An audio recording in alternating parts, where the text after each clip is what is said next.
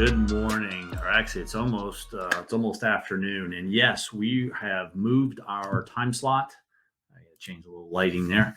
Moved our time slot to later in the morning, as we realized a lot of people may have meetings first thing in the morning, so we decided to move it to a little bit later. So, welcome to the NSN Coffee Talks with Sean, and I am Sean Fullerton, the CEO and founder of NSN Management. So, this week I'm going to talk about a pretty important topic that is all over the media, all over everything. And no, I'm not going to talk about a pandemic.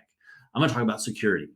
Now, the thing that's going to be unique about this conversation this week is I'm going to call this sensible security, because a lot of my peers in the IT industry use what we call FUD, fear, uncertainty, and doubt, to sell security, because we want to, some individuals and companies like to get people to make decisions based off of, some fear they may have about losing all their data. And while a lot of those fears are real, there are some real, tangible, easy ways to manage security. So let's first talk about some of the different threats that exist out there.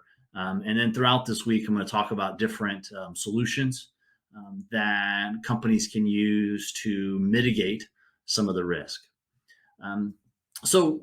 And actually, before I talk about the actual threats that are out there, I'm talking about some of the risks that people have and really what is at risk. Right now, what typically will happen in some cases, let's talk about ransomware for a second, is what companies will do, bad actors will do. Bad actors is what we call the hackers or people overseas or even here in the United States that are doing bad things. That's just our way of what we call them. They will do something to get into your environment, whether it's a piece of software or whatever they get in. And we'll just call this one ransomware for right now. And they'll encrypt your data. Crypto locker was one of the first ones we saw in the industry a couple of years ago, that where they would encrypt your data, leave you nice little notes that said, hey, can you pay us and we'll unlock all your data and you can have it back. Well, that worked for a little while, but then people quickly figured out, you know what, I have a good backup. I'm not really worried about whether or not I get the data back, because I can just restore the backup. So the bad actors pivoted and changed their tactics. Now, not only do they encrypt your data, but they also upload a lot of the data. And they'll say, fine, if you don't pay us, we're going to release all this data on the dark web and people will have all this information. So what information do they have? Well, it could be your customer database. Could be have health information, personal identifiable identifiable information.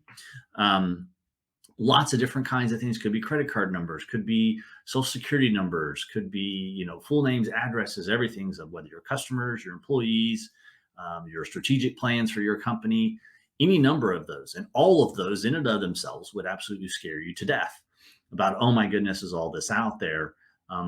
I know for companies like us, NSN, it's less about our data, because I don't really, I'm not worried about if someone has my customer list. Let's be honest. Someone want my customer list, call me and I'll tell you who they are. I'm not really worried about, I don't collect personal health information on my employees or my customers. But there is data that we would care about and that we would not want exposed out onto the internet and into what they call the dark web, for sale or for anything else. But there's very reasonable, sensible ways to manage that data and keep that data safe. So those are some of your risks. Now, some of the stuff, let's take credit card information. First off, you're not actually supposed to be storing any of that credit card information in any of your systems in a readable format. Just to be honest. Now, I know a lot of people out there will, they write down the customer's credit card number because they bill them once a month, or maybe they bill them every other week, or they store it in an Excel spreadsheet. That's one of my all-time favorites that we find on occasion. Their full credit card information with the the 3-digit code on the back, or if it's Amex, the 4-digit code on the front, with all their billing information, all that information kept in easily accessed locations. No matter what tool I give you, it's not going to protect that. That is a bad idea to begin with. And so some of this reasonable security, sensible security that we're going to talk about this week is just simple things you can do to protect the data, even without a bunch of extra fancy tools. Some of it's simply process, some of it's training for individuals. And there's lots of relatively simple ways, some of it more complex than others, to keep your company's information secure. Some of it's simply just by educating your team members, your staff, and your employees on how to recognize bad emails. That's another common, what we call attack vectors, fancy terms. Another way for people to get in, you'll email someone and someone will click on it, a link, and pop up, and they go, oh, hey, you need to change your password. So they click on it and they put in their current password and an old one, and it looks really good. Years ago, it was actually pretty funny.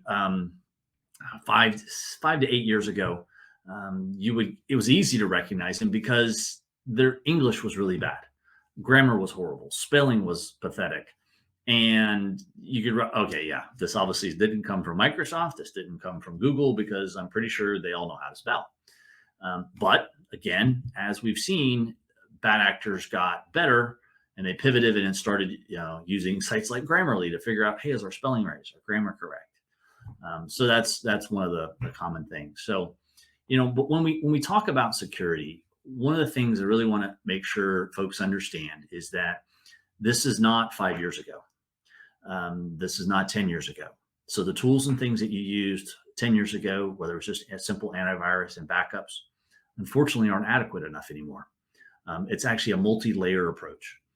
We typically we start at the edge, the firewall, and then work our way backwards and figuring out how to make sure we protect each of those different layers, whether it's protecting servers, whether it's protecting desktops with firewalls. All of those are different levels of protection that have to be in place to keep your environment secure. Well, now we've added another layer, and that's the cloud.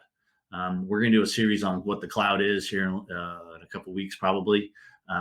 But things like Office 365, Salesforce, whether your CRM tools in the cloud, and the cloud is just, hey, you have a web application out on the internet. How do we protect that data? How do we make sure that that vendor that we're working with is keeping that data secure? How do I make sure that my employees are securely accessing that information? And so those are some things that we're going to look at. So it does add another layer of complexity, but again, really, it's easy to make it sensible security, as what we call it here. And it's very easy just to talk about all the fearful things, but one common way people say, hey, I want to make sure that we're 100% secure, and I have an easy way to do that. You simply turn off the computer, right? Not very sensible, right? Some of my peers will go through and rattle off a bunch of security documents that come from the government. NIST is one of the ones, the National Information Science Technology, come out with this big recommendation. Here's all these things you can do. And there's lots of great bits inside of that are valuable and useful to use, but it's very common. What I saw decades ago, and one of the things I think that's made NSN a success over the years is, let's take Microsoft comes out with a white paper on how to secure your environment. And you read this white paper, an IT guy does, and IT provider looks at it and goes, absolutely, we need to do every one of these things. And we looked at them and go, okay, great. That was a document written for a company that has roughly 50,000 employees or more. Not very sensible for a company that has 5 to 10 users, employees. And so you have to be able to take those documents and take these best practices that the government and vendors put out and translate those into reasonable, sensible security steps that your staff can use.